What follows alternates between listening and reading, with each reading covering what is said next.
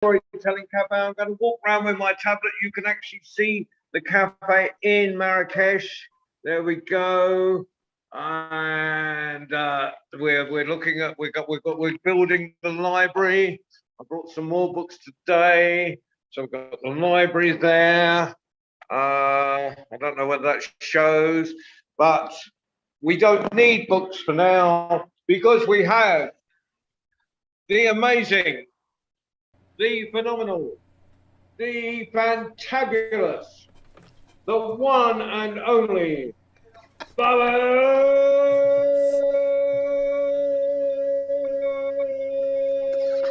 I got what you're doing.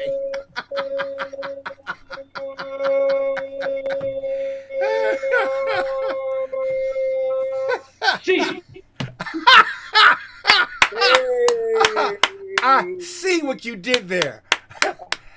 And I be honored. All right, John Rowe. That was phenomenal. I enjoyed that. Ujambo watu wazuri. I think I just said hello, beautiful people. Ujambo mtoto wazuri. Hello, beautiful child. I said to Louis. Louis, when I call you a child, I'm not talking about because you're real young, but compared to my age, you're still a child. So that's a compliment if I call you child, because I'm calling you my boy, my son, my nephew. Okay? Right. All right. Hey, Donald, great to see you. Hello to all those out there in Face the Book land and on other social media who are watching us. I am the Baba da Baba da Baba da Baba da Baba da Baba C. And I am so glad to be here today. Yesterday, since returning from Marrakesh, Morocco in Africa, someone asked me where Marrakesh was. I said it was in Morocco. They said, where's Morocco? I said, it's in Africa. They said, oh, true thing. But anyhow, so after returning from the premier storytelling festival, I'm still soaring on the energy, on the wings of that festival and all the incredible people I met, including the incomparable John Rowe. Yeah, so anyhow, I believe in giving credit where credit's due, and thanks to Ali. But I've been just infused with all this energy. And yesterday, I did my first in-person live performance for 3 groups of students at a school, and there was only one sad part, and the sad part was we had to leave. None of the kids wanted to leave. I didn't want to leave. It was great. So with that in mind, and the fact that Mother's Day is coming up, I decided that, like, today I just feel like playing. So I'm just going to share some of my favorite stories and take it from there. And the first story, but first, before I do anything else, let me get this thing sound good, original sound on. Okay, so first thing I do, and I got a chance to do it yesterday, was introduce myself as I usually do when I do workshops. So here we go. From Africa to the American South, magical words flow from my mouth. While the sun and the moon, they live in the sky. The signifying monkey got caught in his lies. Anansi's lazy, but the spider's not crazy. When history gets hazy, I don't let it faze me. I'm the griot, the shade, the jolly. Tell the stories are big and small. I tell it all. Some of them try to grill, but they can't grill like this. Some of them try to grill, but they can't. And when I raise my hand like this, you guys can unmute and go see. All right, here we go. Because I'm the Baba da Baba da Baba da Baba da Baba da Baba. See. Because I'm the Baba da Baba da Baba da Baba da Baba da Baba. See. Because I'm the Baba da Baba da Baba da Baba da Baba da Baba. See.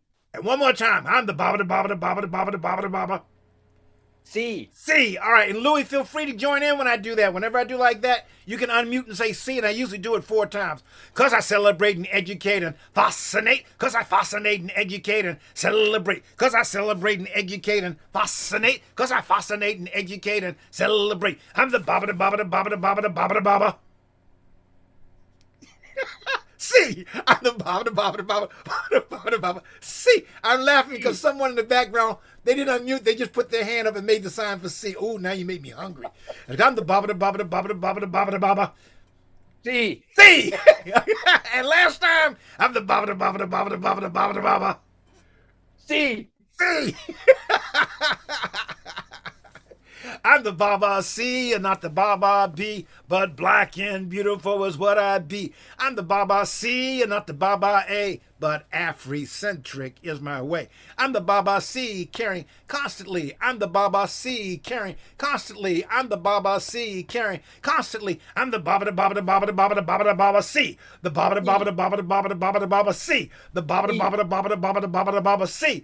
The Baba C. And now it's time for a story. Give yourselves a round of applause. I never get tired of doing that. That Baba rap came back. I was doing workshops back in 1960, and I was doing an after-school program in an area that the people had warned me you don't want to do a program there. But I'm like, what? Because people warn you about certain areas, but I find kids are kids, especially if you give them a chance to be kids. So anyhow, I had this group of kids that used to call me Baba Lou because they watched I Love Lucy, and Lucy on that show, she had a husband named Ricky, but they called Ricky Baba Lou. So the kids would want to call me Baba Lou, and I didn't want to be called Baba Lou, but I know the more you tell children not to do something, the more they will do it. So I came up with just one line, and that was, I'm the Baba C. And they started doing that, and then I went home and wrote the rap. And I've been doing that rap almost 40 years now, about 35 years. And I didn't do it at a show. I was doing a show live, decided not to do it, and I actually had to stop and go back because I was getting messages through the headset from the audio people that the teachers and the kids want you to do your rap. There was something about a rap. The principal said, please do your rap. So what could I do? I had to do my rap. But anyhow, that's how that rap came about. So I'm going to share us a story. And this story has group participation. So Donald and Louie, I'm going to need your help. And Louie, I like those cool shades you have on, bro, man. I like the fact Louie's always doing something. And you're eating, making me hungry, Donald, but that's okay. All right. So I'm gonna tell you the story about how the baboon got a shiny behind. But I may need your help. So in the song, in this story, there's a song. Please listen carefully. And the song is sin chain, mama sin chain, mama sin chain. And that's the basis to the song. We do it twice. So it's sin chain, mama sin chain, mama sin chain. And we're going to come back. We're going to do that. And Louie, I'm going to need your help on that. So I hope you listen carefully. So this story, as with most of the stories Baba C tells, here we go, took place a long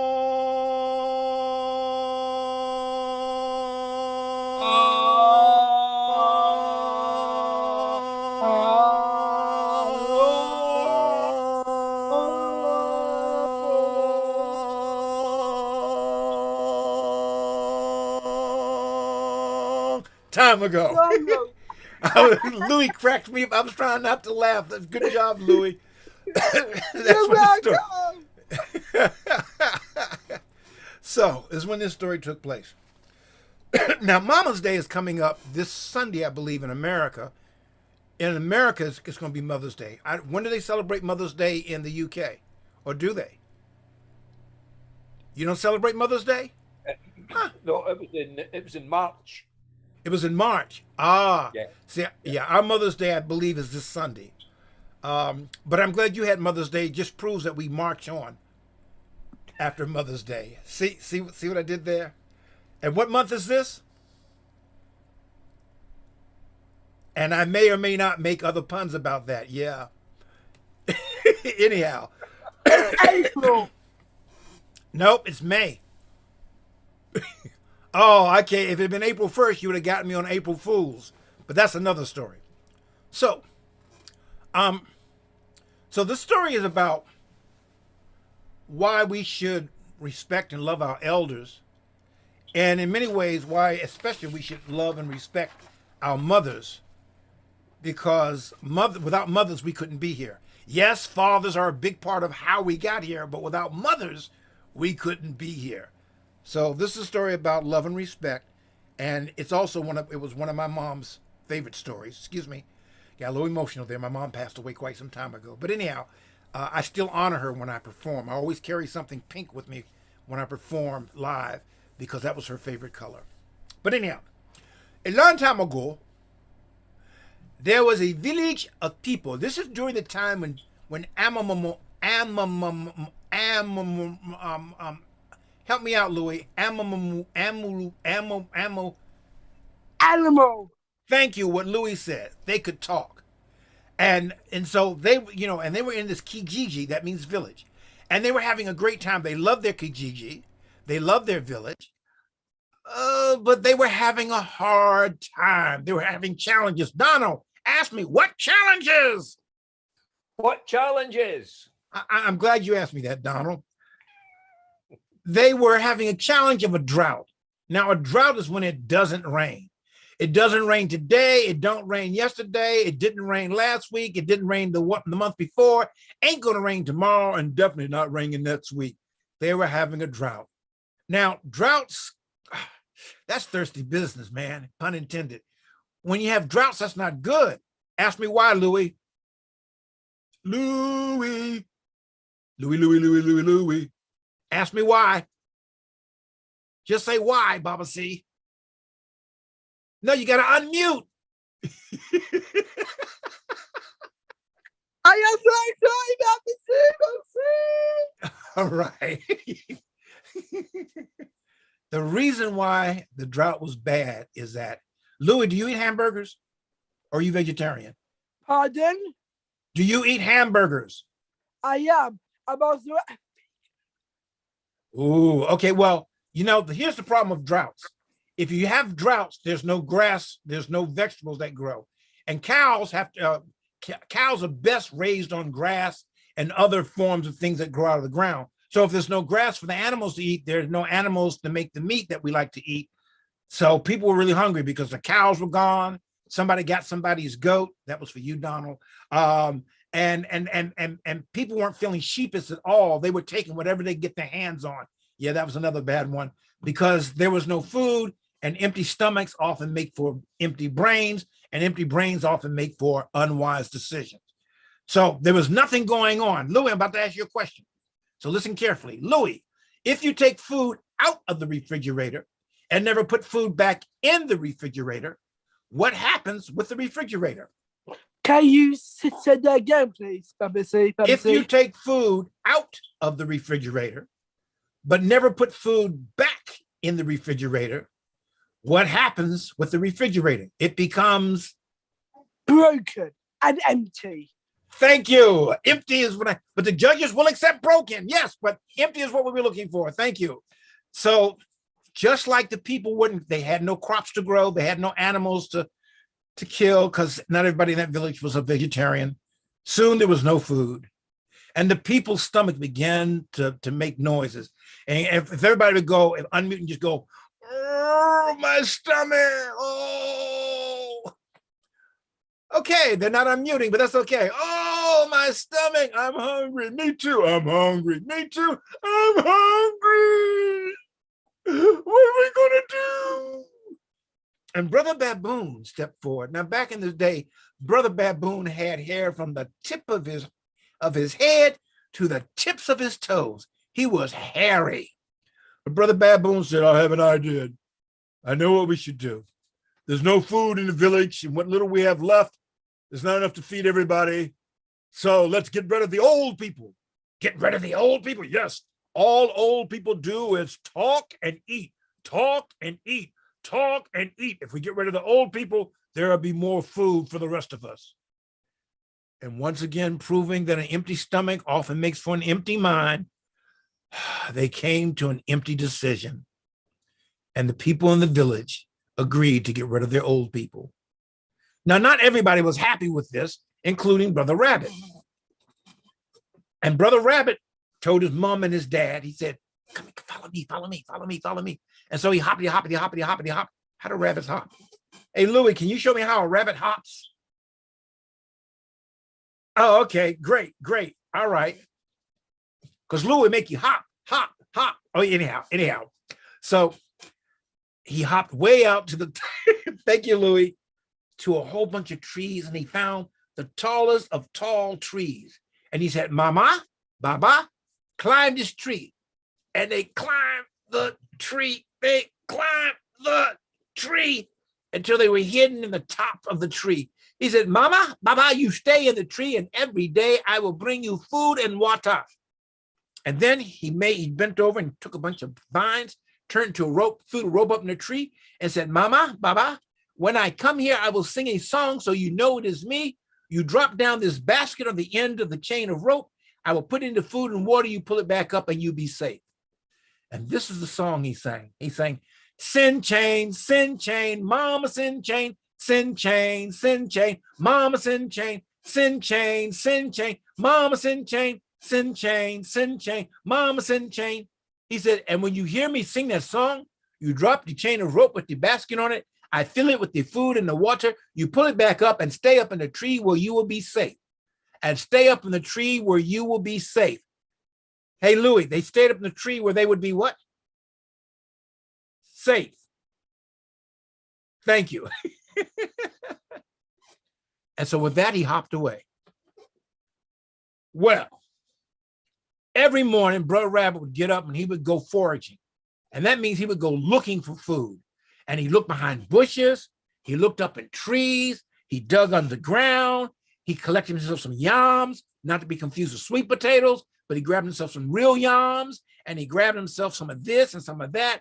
He got some bananas. He got all kinds of stuff because he really went looking. He spent the day looking for food. Put aside some for himself. The rest he put in the basket, got a big old calabash full of water, put in the basket, went out to where his mama and his baba was, and he sang this song. And if you remember the song, feel free to come in and join in with me. And if you don't, feel free to come in and join in with me anyhow.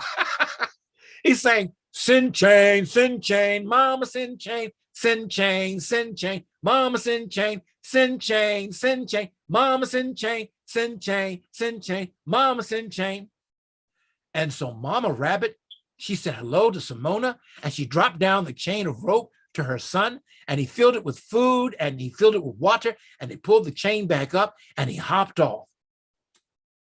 Well, the silly people in the village, not to be confused with the village people being silly, they were at a loss. They had gotten rid of the old people, but they ran out of food. Everybody was getting skinny. In fact, the baboon got so skinny. When he turned sideways, no one could see him. But Brother Rabbit grew so fat that when he looked at his reflection, he had to look twice. So Brother Baboon said, something not right. The rest of us are growing so skinny. I'm so skinny, I don't have a shadow. But Brother Rabbit, he's so fat, when I look at him, I gotta look twice. Something not right.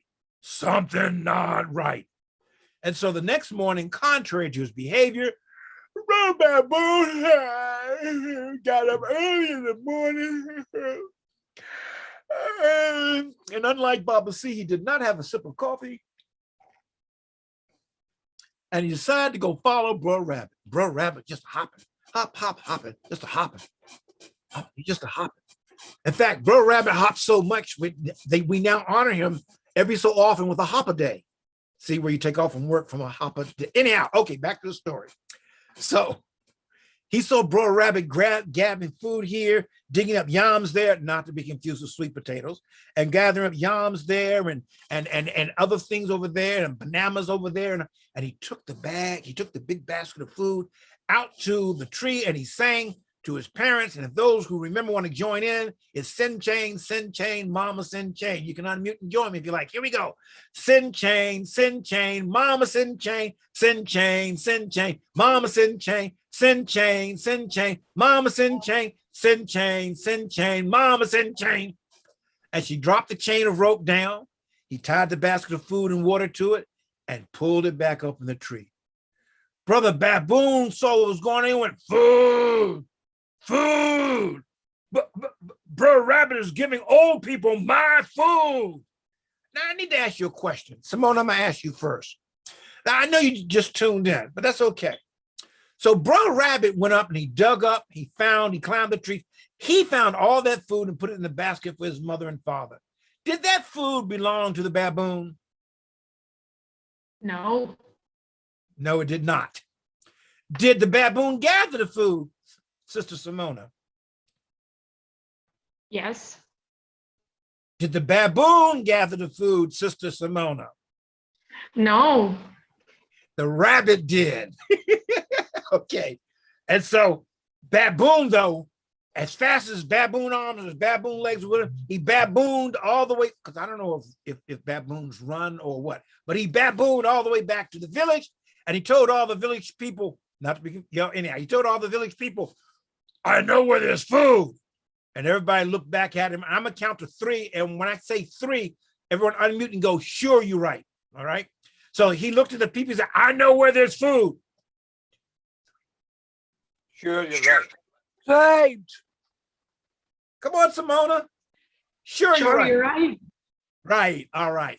He said, no. I really know where there's food. I saw Brother Rabbit giving my food to old people. You help me get my food back and I'll share it with you.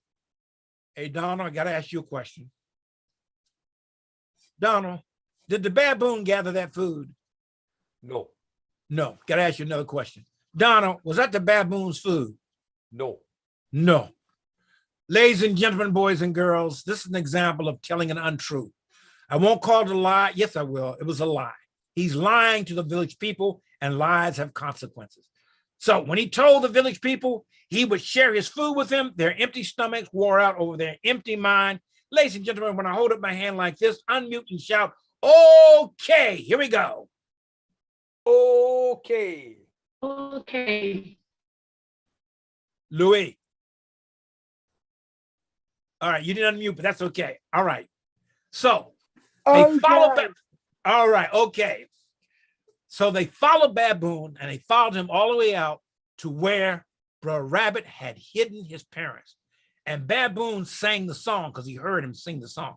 And he sang, Sunshine, sunshine, Mama sunshine, sunshine, sunshine, Mama sunshine.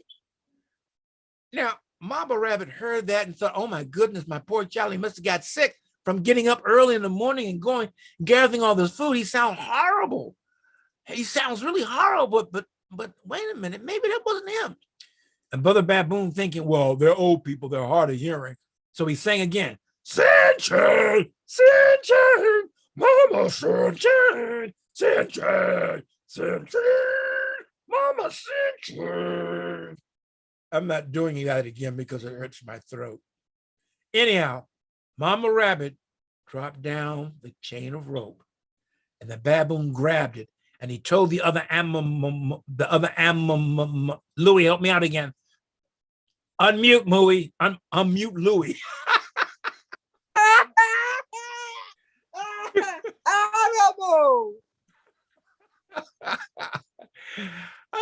Okay. So I love it. I love it. And so the other animals began to climb the tree. And among them was the hippopotamus, the rhinoceros, the elephant. Oh yeah, all those. And they climbed the tree. And the last one to climb up the tree was Brother Baboon. Brother Rabbit was coming back because he forgot to put water in the basket.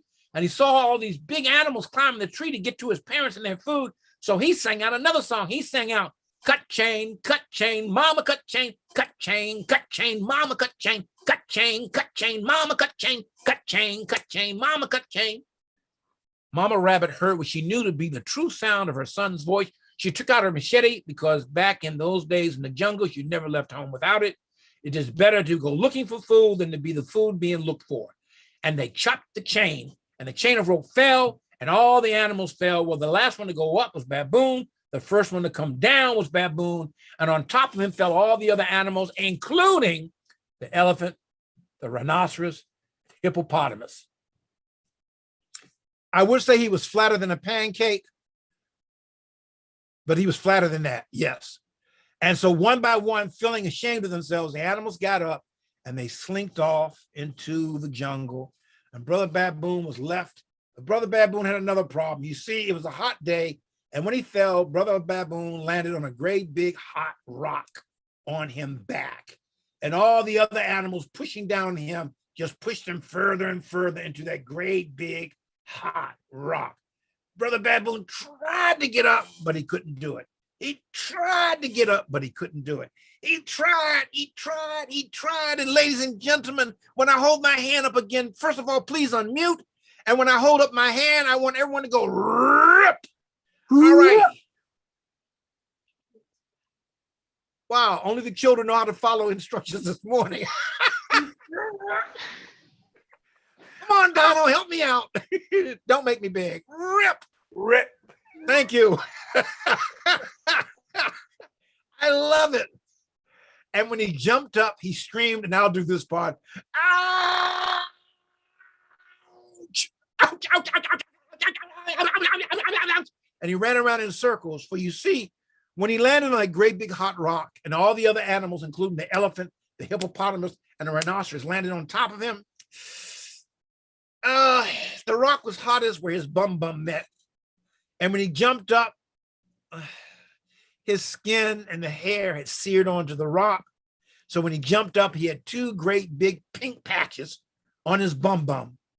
And they have been pink patches on the baboon's bum from this day on. For his children, his children's children, his children's children wear their mark of embarrassment because bruh baboon, first of all, lied to folk. Second of all, was too lazy to get his own food. Third of all, he was trying to get people to do something they shouldn't do. And he paid the penalty for that. You see, we all in this room, this big Zoom world of ours, the moment we're born, we have instant elders. The moment we're born, we have instant parents. And a parent may not always be the person that gave birth to you. It could be an uncle, it could be adopted parents, it could be a sister or someone who helped raise you. But you have a parent from the moment you're born. For none of us were born by someone younger than we are. Get it? All right. The other thing is that these village people, not to be confused with the band, they learned a very valuable lesson. You see, getting rid of their elders was not the thing to do. Coming together and figuring out how to find food would have been the thing to do. But most of all, we have to give respect to our parents, because without them, we would not be here, especially to the mothers, whether they're biological mothers or not, especially to the mothers. Asante. Yay! Okay, so for those who may not know, some of you are watching, I think, from Facebook and other social medias, and some of you are directly on the Zoom meeting. And so I'm looking at some of my Zoom family, and they're having fun with me. Oh, Baden wants in. Oh, wow, hold on. I didn't see that. I hope he hasn't been waiting long. Oh, wait a minute. I just let Baden in. I love Baden like a brother. That's another conversation. All right. So that was one of my favorite ones. And my mom liked that one too. And I think I'm going to do a story about friendship. Yes, because friendship is very important. And you may have heard, Baden, get off my screen. Baden. Got you. There. I'm laughing because Baden had taken over the screen. And his screen just says Prince Baden. And somehow I was up in the little corner. No one puts Baba in the corner. Anyhow. So this is a story I did yesterday live for a group of third graders, and they enjoyed it, and I think you will too. And some of you may have heard me tell a version of this story before, but as I'm always wont to say, a story well told is a story worth retelling. And when we do something that's good for us, it behooves us to do it again and again and again. So this story is about two friends, and the audience has lines. So when I say side by side, and I say how, you have to unmute and go side by side. And I know that Zoom doesn't let it come through harmoniously, but that doesn't matter. So when I say side by side, how, you unmute. Side by side. Right. Donna, I know the distinct sound of your voice. Side by side. Side by side. And when Louis comes up for air, he's going to say side by side. Pardon, side by side. Well, when he comes back to us, okay. So this story is about two best friends. One was named you and one was named me. And you and me lived side by side. How did they live? They lived Side by side. yes. Oh, Louis is getting ready to go to swim. Have a good swim, Louis. So they did everything. They build their houses side by side. How? Side by side. They worked in their fields, which were Side by side. yes. They harvest, they planted, they did all that good stuff, and they did it Side by side. Side by side. right. And they even would cook in the evenings and the mornings. Well, in the mornings and then the evenings. And when they cooked Side by Side side. by side side. by side. Yes. Well, they also got up early in the morning before the sun could come up, and they were getting their boats, and they would go out in the river. How? Side by side. Side by side. And then they would cast their nets. How? Side by side. And then they would wait and wait and wait. How? Side by side. And after a long day, they pull in their nets. And And how do they pull in their nets? Side by Side side. by side. Yes. And they row back, but they weren't related to John, but they would row back. I'm gonna give you guys a little break. They'd row back side by side. They count the fish side by side. They kept some that they were going to cook for dinner later on side by side. And then they took the rest of the fish to the market where they sold it. How? Side Side by by side. Right. Well, they did this all the time. And they would, like I said, BFFs, bestest friends forever. And they would do that. But you know, the best fisherman will tell you, you can overfish a spot. If you just keep going back and over and fishing and fishing and fishing, sooner or later, there will be less fishies, less fishies, less fishies, less fishies. And one day they went out and they spent all the days side by side.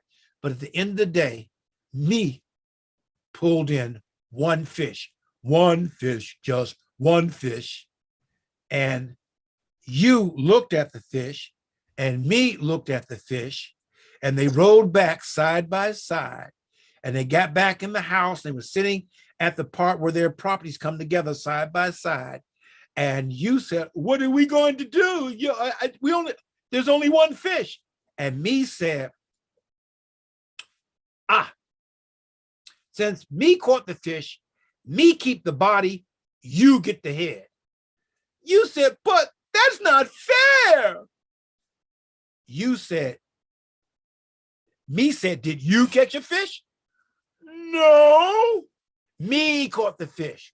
So me get the body, you get the head. Everybody unmute and go, but that's not fair. But that's not fair. And they kept arguing, and they never argue. They argue so much, the village people, again, not to be confused with the band, the village people came around to find out what's going on because you and me never argue, ever, ever, ever. And so after hearing him go, me caught the fish, you get the head, but that's not fair. Me caught the fish, you get the head, but that's not fair. Did you catch a fish? No. Then me get the body, you get the head. So finally, they called on the village elder, not to be confused with the village idiot. They called the village elder. And he came and he listened to them going back, but it's not fair. Did you catch a fish? No, me caught the fish. Yes. So me get the body, you get the head. Now the elder's name was Uswe. And Uswe said, do you agree to abide by my decision as the village elder? Yes, sir. Yes, Baba. Yes, sir. Yes, Baba. Everybody do like that, whether you have a beard or not. Just, Donna, I'm not used to my beard being this short yet. I still do this, but there's no beard down there, right? Okay, everybody can stop doing that. And the village elder, we said, this is my decision. Me get the tail, you get the head, we get the body.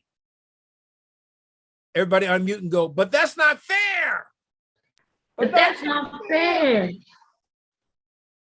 We said, you agreed to abide by my decisions. Are you men of worth or are you liars? Oh no, we're men of worth, we tell the truth. Then my decision is you get the tail, me get the head, we get the body. But it's not, in that moment, they came to understand. And the village people understood. Everybody unmute and go, oh.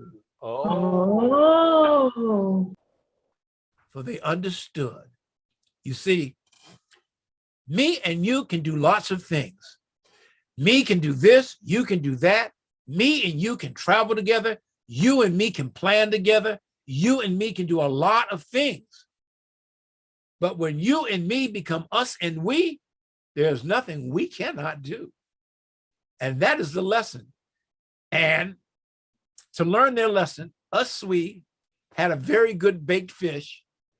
You had shellfish soup, and me had fish head stew. So everyone got fed in the end, but that is the lesson. You and me can do lots of things, but when we come together, there is nothing we cannot do. Asante. Wow. So I think Louis is on the way to swim. Louis, are you on the way to swim? Pardon? Are you on the way to swim? Yes, but that is 6:48. Ah, okay. Well, we hope you enjoy your swim and have a wonderful weekend. Thank you. So it was actually wrong. It's actually 6:30. Okay, but Louis, enjoy your swim and have a wonderful weekend. See you next week. And keep on listening. And for those of you who may not know, Louis is one of our... Captain, Yes, sir? thank you. I love your story so much. Well, But thank you, sir. One of them is my favorite. What's your favorite? One of them is one of those stories I never read it before. It's my favorite. Which one? The one. Do you remember? No, I don't. Do you remember a line from it? Do you remember any part of the story? It's a puppy. It's about you? No, baboon. Oh, I just did the baboon story. You like that story? I do. Oh, okay. I'll remember that. I'll remember that you like that story. Yes, All right. I do. Because it's my only favorite story ever. See, Louis is going to make me blush. And for those that can only hear and not see me, let's just say I'm rather of dark pigmentation. So for me to blush and you be able to see it, that's a lot.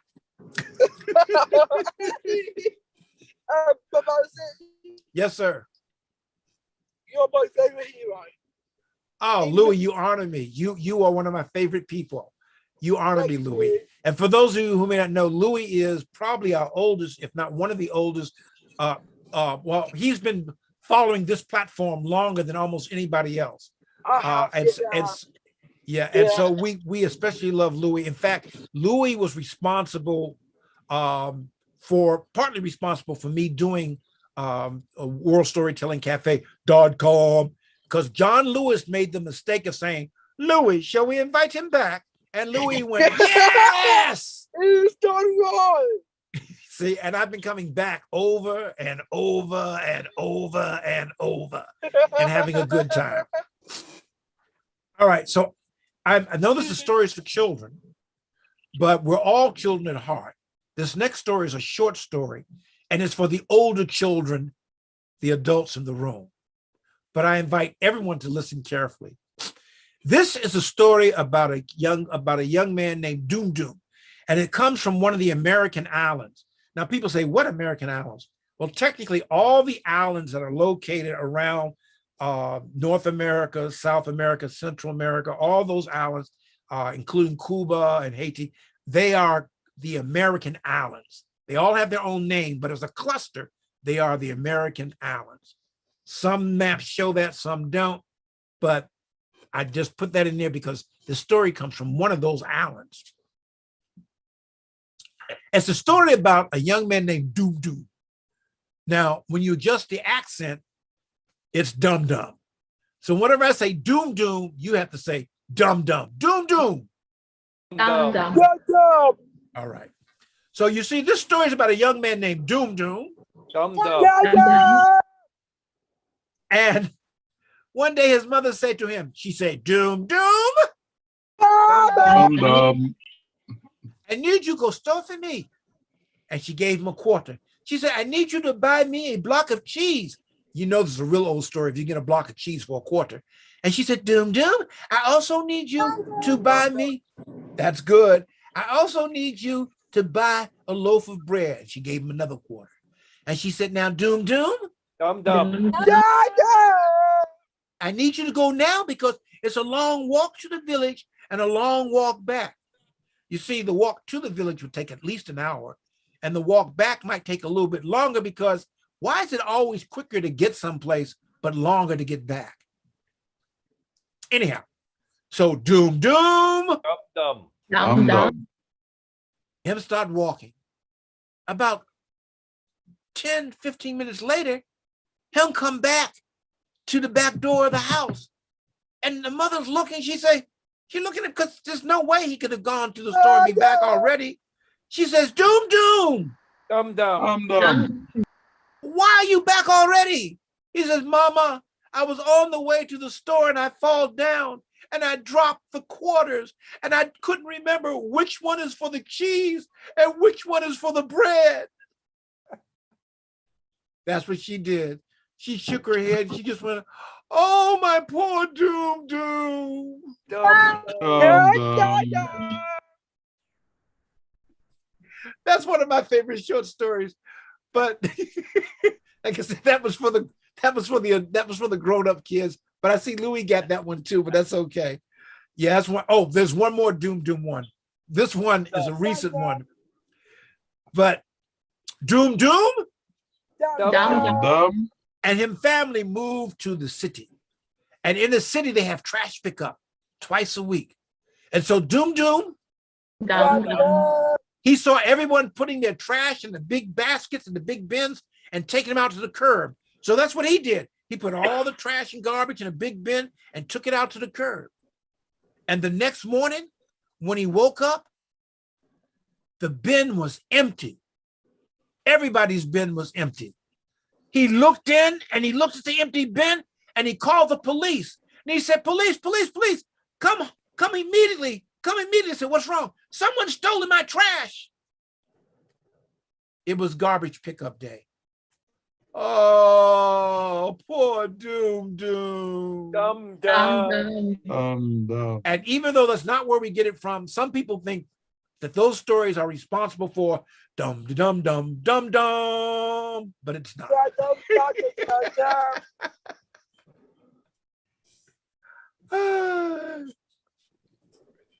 So since I have some folk I can actually talk to and can respond, I have a question. Donald, Yeah. what motivated you to get into storytelling? I worked in Glasgow libraries with young people's services, and I had to read stories. Ah, Sometimes I would Yeah. add bits in when I was reading a story. I would add my own bits in to the story, and then that just progressed to not using the book at all, just telling stories. now you know I'm going to tie that into what I'm about to do. When someone's trying to be snide in the comment area. It's that bad Prince. All right. Simona, real quick, what got you into the love of storytelling? Well, I've always loved stories, and I'm an English language teacher. and David Heathfield came to our annual conference, and I was like, okay, that's what I want to do, and I All started right. doing that. All right. Thank you. And Louis, what do you like about storytelling? You have to make it real brief, though. And my favorite bit on the Sergeant Cafe is you, Mumsy. Because Mumsy, wait. You're my favorite storyteller ever in Sergeant Cafe. I love your stories, and I love you. I am. All right. All right. Yeah, I can feel it again. Okay. Thank you, Louis. Go back to mute now. You're welcome. Y'all can't see it, but I can see it on the other side of the monitor. I'm getting a little redder. Yeah.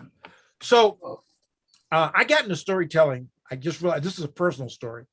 When I was in 6th grade back in 19, I had a classroom of, I don't know why, but I had a classroom of kids who absolutely did not like me. And they used to blame me for everything. If someone's pen was missing, I took it. If someone's paper was missing, I took it.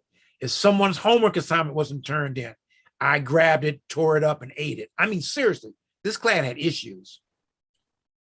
So we were given a homework, and plus the teacher didn't like boys, but that's another story. So we were given an assignment, and we had to write a short story. And so one day, so we wrote the assignment. When the assignment was due, the teacher said, who would like to share their short story with us? No one raised their hand. He says, no, really, who would like to share their short story with the class? No one raised their hand. So finally I raised mine and said, I will. And I don't remember the story word for word, but I remember what the story is about. It was a science fiction, sci-fi story. It was a short story about aliens coming to Earth and how they were defeated. And I did the story, and for some strange reason, I started doing sound effects too. So, you know, if they fired a laser, you know, if they had to be a code or something, you know, and I was doing different sound effects. And when I finished the story, it was a short story, my class did something they had never done before. They applauded me. A few of them stood up, and I'm like, what? So I'm like, wow. But it would be years before I really got into writing stories. And the other thing that got me into stories was, again at school, I was a kid that the nerds could pick on before there were nerds. So there were a group of boys who decided we used to have recess. You had recess and you had lunchtime. And at lunchtime, you were allowed outside for part of that, for another recess. But in the morning, we had a 15-minute recess, and then we had a partial recess during lunch. And so these boys had decided, I heard some boys saying, and they used the name of my secret identity. They said, we're going to beat up Calendar. And I heard them say this, and there were about 4 or 5 of them. And I mean, I barely weighed anything if I was wet. And I knew I couldn't handle these 4 boys. They were older students, and they looked like they wanted to do some serious damage to me. So they came over to me, and one boy said, I'm going to punch you in your nose. I went, you can punch me in my nose? How you going to punch me in my nose? I'm too big for my nose. You can't put me in my nose. And I started just being silly. And every time they said something, I would be silly and have a silly remark.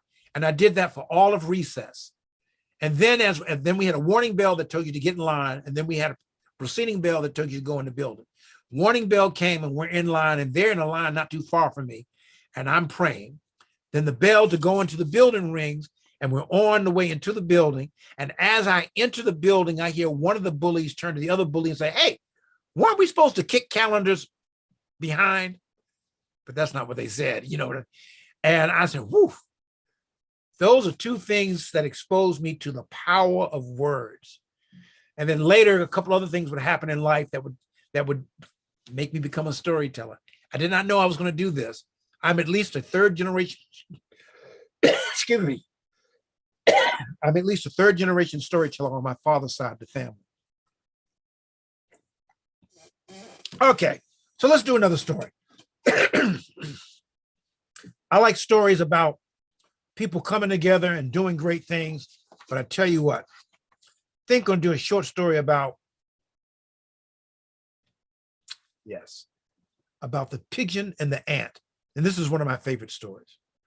And in this story, there's a pigeon, there's an ant, and there's a boy with a bow and arrow. Hey, Donald, we have bow and arrows. Do we have girl and arrows? No. Yes. Simona, that was a play on words. See, bow and arrow, a bow can be a boy, but it's spelled differently. So I said bow and arrow are there girl and arrow. It's a bad joke. I No, knew Donna would get it. I bow to you for that. Oh, that was a straight shot. Okay. Oh, you're making me quiver now. Oh, okay. We're going to stop because we can do this the rest of the day. I like that. That was really good. That was on target. Okay, moving on. So I'm going to do a short story about the pigeon and the ant. It's also a story about looking out for each other. You see, one day there was an ant minding his business. Dum-de-dum-dum-dum-dum-dum. Dum-de-dum-dum-dum-dum-dum. And he came across a crumb. It was a big crumb. It was a bodacious crumb. It was an outrageously fat crumb. And the ant got so happy, he grabbed that crumb and he began to run as fast as his little ant legs would carry him because he wanted to get this crumb back to his home and make crumb cake and crumb pies and crumb. He just had a lot of crummy ideas he wanted to do. But boom. But him forgot something. In his excitement to get from where he was to where he wanted to go, he forgot something very, very important. Simona asked me, what did he forget? Unmute Simona and say, what did he forget? His hat. No, ask me the question. What did he forget? Oh, sorry. What did he forget? I'm going to tell you. Okay. He forgot between where he was and where he wanted to go, there was a pond. And that pond, although small to us, was like an ocean to him. And in his excitement, he was running and he ran straight into the pond, fell over, got soaking wet, lost the crumb. The crumb began to sink toward the bottom of the pond, and he did too. Donald go, oh no. Oh no. I like the way Donald does that. He's so cool. So are you, Simona. So a pigeon.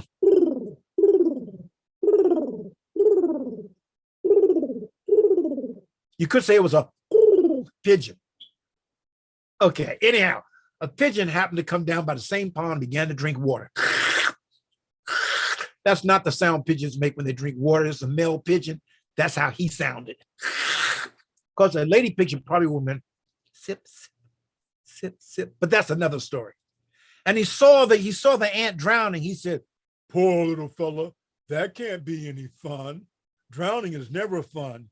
So the pigeon got a great big long leaf, stuck it carefully in the water. The ant grabbed hold of the leaf and climbed out, got on the shore, and he goes, thank you. It was nothing. No, thank you. You saved my life. Denada, Sakitu, it was nothing. No, you really saved my life. Asante Sana, which means thank you very much. And Sakitu means you're welcome. Say Sakitu, Louis.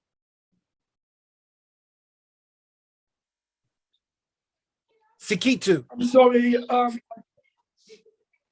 I know you're on the way in, but say Sakitu. Sakitu. Right. Okay, close enough. All right. And that means you're welcome. Okay, Louis, enjoy a swim. You can go mute again. Thank you. Bye. All right. So the answer, I don't know how I can repay you. I don't know how you can pay. And just then he noticed through the corner of his eye, there was a boy with a bow and arrow aimed at the pigeon. Now, general question. Does anybody know the difference between pigeon and squab? I'm going to tell. Go ahead. Okay. So Donald, Simona, and company, I'm going to tell you. The difference between pigeon and squab is restaurants charge you $48.95 for squab. And squab is a pigeon. Supposedly they raise these pigeons, especially for that but squab is pigeon. That's right. And I'm not going to squabble over it, but I never order squab. All right. So he saw the boy with the bow and arrow aimed at the pigeon. He knew what the boy was thinking. The boy was thinking, I feel like pigeon tonight. I feel like pigeon tonight. I feel like pigeon tonight. That's from an old commercial that says, I feel like chicken tonight. But that's another story. And so he aimed the arrow right at the pigeon. The ant, seeing what the boy was up to, ran as fast as his ant legs would carry him, climbed up on the boy and bit him. Oh! He actually screamed higher than that, but my voice won't go that high anymore. And ran off. The arrow shot past the pigeon. The pigeon looked at the arrow that missed him, looked at the boy screaming and running away, and looked at the ant and realized that he had barely escaped with his own life. And he said, thank you. And he flew away.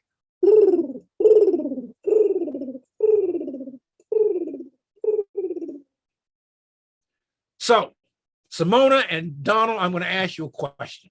Simona first. Simona, why do you think the ant, take two. Simona, why do you think the pigeon saved the ant from drowning?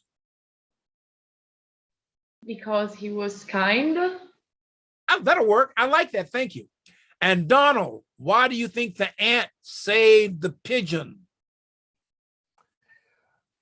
Because he was kind, and even if the pigeon hadn't saved the ant, I think the ant would have done it anyway. I like that, Donald. Spot on. Adding your part, but spot on. Simona, when I said he's padding his part of me, he's adding on. But that's okay. It was great, Donald. Great. Okay. So you're both right. I'm a storyteller. I can't help it. Yeah, we get it. So the reason why the pigeon saved the ant is, as Simona surmised, he's a nice guy. He's kind. I mean, you see someone drowning, you save them. I have saved 2 people from drowning myself in my life, and that's what you do. You do it because it's the right thing to do. I mean, when you do something nice for someone, you don't do it because they did something nice for you. You don't do it because you're going to get paid. If you're really doing something nice for someone, you do it because it's the right thing to do.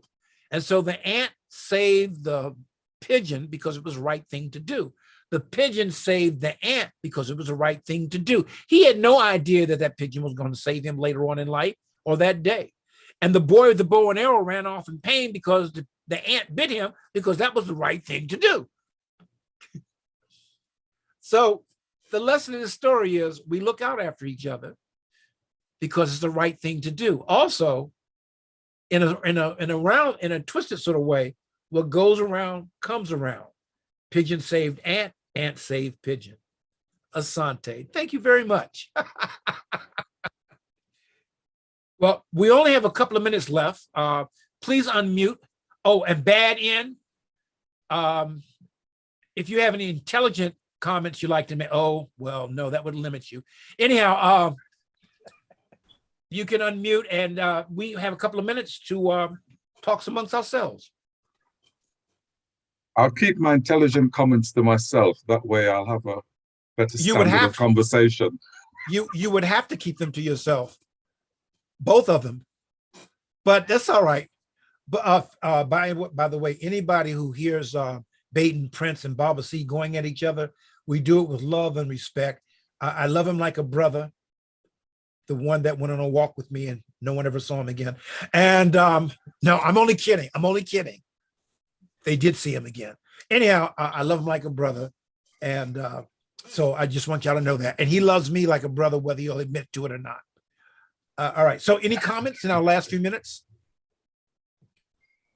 How wonderful, how terrible. Something about brilliant. storage. Brilliant, Savasi, as always.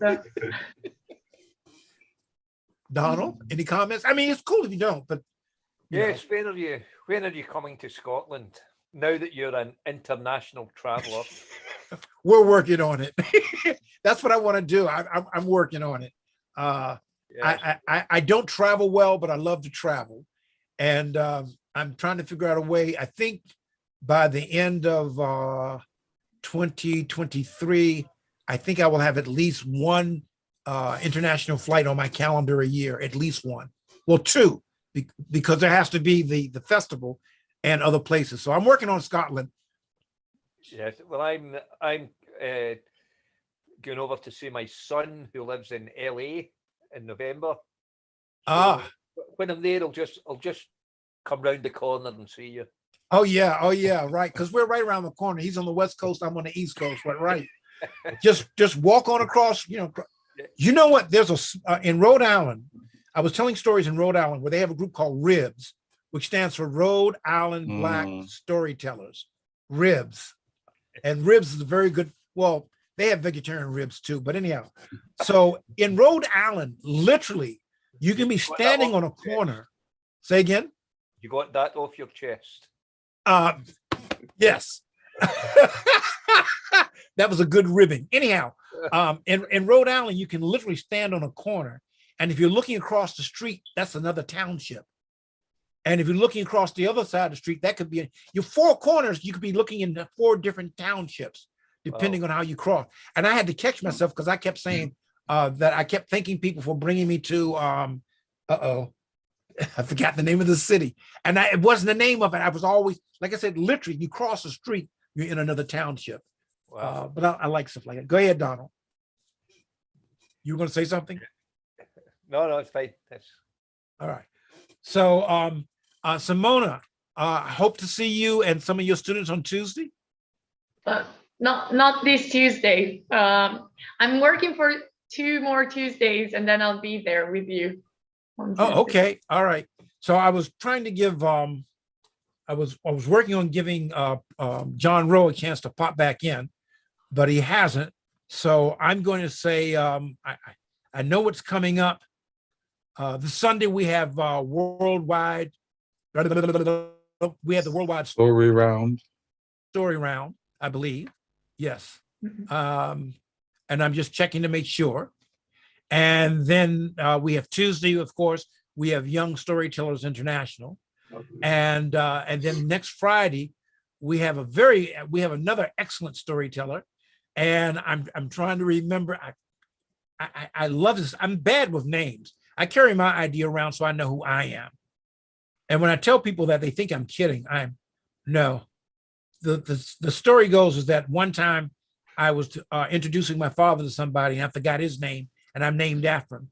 But on May 16th, we're going to have Bob Kangas, and he's going to tell stories. He is not to be missed. And I believe this Sunday we have storytelling round. I'm not sure. Let me check that real quick again, because we've had a few Sundays where we've been storyteller round free.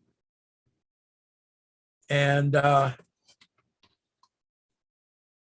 course, the computer's working real slow today. There should be one because the last one was 2 weeks ago. Every other Sunday. Right. Is that what it is? So it should be this Sunday coming up then. I'm trying to check my I'm trying to check my schedule. And it says, yes, that'll be the 8th. So this Sunday we have worldwide story round. Yes. And then next Tuesday, May 10th, Young International Tellers. And then Friday, a week from today, Bob Kangas. And he's going to tell us some fascinating stories. We're working on getting Prince Baden to tell stories, but we were told it's only for professionals. So Baden, he let me get away with that. No, he is a professional storyteller. He's a good storyteller too. If only he spoke English a little bit better. But other than that, he's an excellent storyteller. And for those who that dig was because while we were in Marrakesh, all the Brits kept telling me, you don't speak English, you speak American. And whenever we would go any place, they would introduce themselves and they go, and that's the American. So I had to travel all the way to Africa to be the American. But I was proud to be the American, you know. What I didn't tell you, Babasi, is that while we were in Marrakesh, bizarrely, we got to spend less time together when we were actually physically in the same place than we have online. But when I was walking around in Marrakesh, one of the great joys was people stopping you on the street or wanting to stop you on the street and not being able to figure out who you were. So they'd think, are you from Senegal? So they would, Monsieur, Monsieur. And then you didn't respond. And then they think, he must be American or English. So they'd go American first, obviously. And then to get your attention, they were calling me every name they could think of. Michael Jordan, Michael Jordan. And then you don't respond. And then they'd go, Barack Obama, Barack Obama. And then my favorite, Denzel Washington. I thought, now that was fantasy. I mean, that was great. And then the biggest joke of all, I was talking to Shane and saying, I'm only missing Morgan Freeman and Samuel L. Jackson. If I get called those two, I've got the full hand. And we were walking through the souk one night, and one guy came from the left going, Morgan Freeman, Morgan Freeman. And the other guy went, Samuel L. Jackson. And I turned to Shane and I said, bingo. It was hilarious. It really was. Oh man, that is. And this is one of the reasons why I like Worldwide Storytelling Cafe.com, because even when we have specific things that we're doing in those days, there's always room for personal stories. There's always room to celebrate, and celebrating life, the journey we call life, is a continuous storytelling session in itself. So I did bring us up to stuff on what's happening, but I'll repeat it just real quick. So this Sunday we are having Worldwide Storytelling Round. And then on Tuesday, we have the Young People Internationals, 25 years and younger. And then next Friday, we're going to have Bob Kangas. I love listening to Bob when he does stories. He's really fascinating. And so we're going to have a lot of fun. And eventually, John will row the boat back ashore. And oh, no, that's his brother, Michael, that does that. And we're going to continue having a good time. Baden, I know what it means to be, over my lifetime, as I was growing older and before I had this white beard, I was mistaken for Sidney Poitier when I was real young.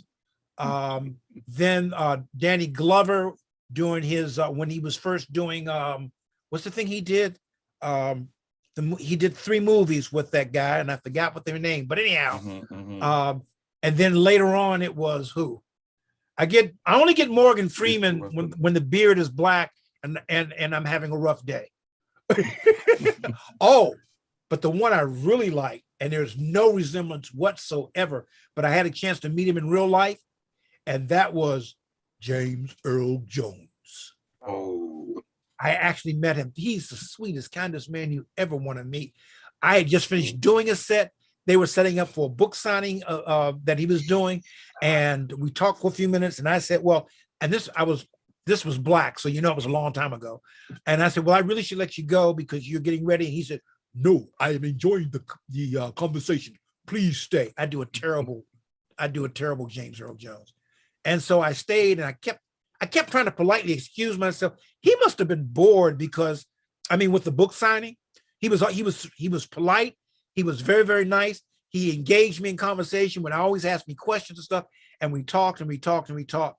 I don't know if we talked during the whole book signing, but we did talk to a good part of it. And I have a signed autographed copy of his book, and I think he gifted it to me. But here's the sad part. He gave me his business card with his personal number. I went home that night, and I was super, super tired. I was so tired I couldn't cast a shadow. And I put the card up someplace where I wouldn't forget it. You know how the story ends, don't you? Haven't found that card to this day. And my heart hurts because we were talking about things that I do and product I had coming out, and he really wanted to stay in contact with me. However, it still ends on a happy note because I got here, and I've gotten into with a very good group that I really enjoy doing, and I've just sharing that personal story. And if we have to justify it for tying into children, your adventures never stop, even when you get to be. Quick story. They're doing the national survey. We call it the census. And so this guy's knocking on doors. And he comes across this one place, and there are 2 sisters that live together, the Sandra sisters. And he says, my next class question I have to ask you is, how old are you? Well, in the South and certain parts of the world, you just don't ask a woman how old she is. And they said, well, have you talked to the Hill sisters? He says, yes. Well, we're the same age as they are. So he went, okay, the Sandra sisters, as old as the Hills. So I share that story because no matter how old you get, you're never too old to share a story.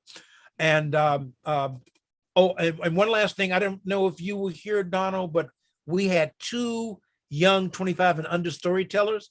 And I forget the young lady, the second young lady's name. She has a beautiful name, but I saw the look on Elsie's eyes when there was another person around her age in it. And the 2 of them just like, and I'm hoping they tune in again this Tuesday because it was magic. And they told wonderful stories. They've never met each other in different parts of the world, but their stories complemented each other. So if you get a chance, go in and hit, what do you guys call it? The playback, the Archive. Yeah, the archives, right. Yeah, All right, so I think I've gone over. Yeah, I'm about 11 minutes over. I need to go have lunch. It is Friday. I want to invite everyone to have a fantastic Friday, a superlative Saturday, a spiritual Sunday, and then we'll start all over again on a magnificent Monday. My name is Baba C. I hope that you enjoyed the stories, both the traditional stories and the stories which were segments of our lives. Please take time to write, to record, to draw your stories. You may not think your life is interesting, but I guarantee somebody else will find it interesting. Remember this, history is not about the recording of facts. History is about the telling of stories. All right. Stay blessed, brother. Thank you. Stay blessed. Thanks for coming in, Baden and Donald and Simona. And as always, thank you, Ali, for keeping this magic carpet afloat. You know, because there's nothing worse in the world than being trapped in a wet magic carpet. Oh, unless someone pulled the rug out from under you, but that's another story. But anyhow, thanks a lot. And so I'm going to sign off. All right, take care. Bye. Oh, Baden, I don't know if you know, but I told my first in-person storytelling session since getting back from Marrakesh. Thank you. I told it yesterday to a group of Catholic school children. Okay, did they stay awake? Yeah, they kept saying, at least he's not as bad as that guy called Baden. So in fact, they didn't want to leave. We had a great time. It was really good. It was fast. And I had a master drummer with me who he did a mini drum workshop and he let the kids play on my djembe. He won't let them touch his djembe. That's why I bring my djembe. You know, a lot of musicians are like that. They don't want you to touch their instrument. That's fine. I have 4.5 djembes. So, because I have a baby djembe, that's what I call it. So I take a djembe and they had a lot of fun.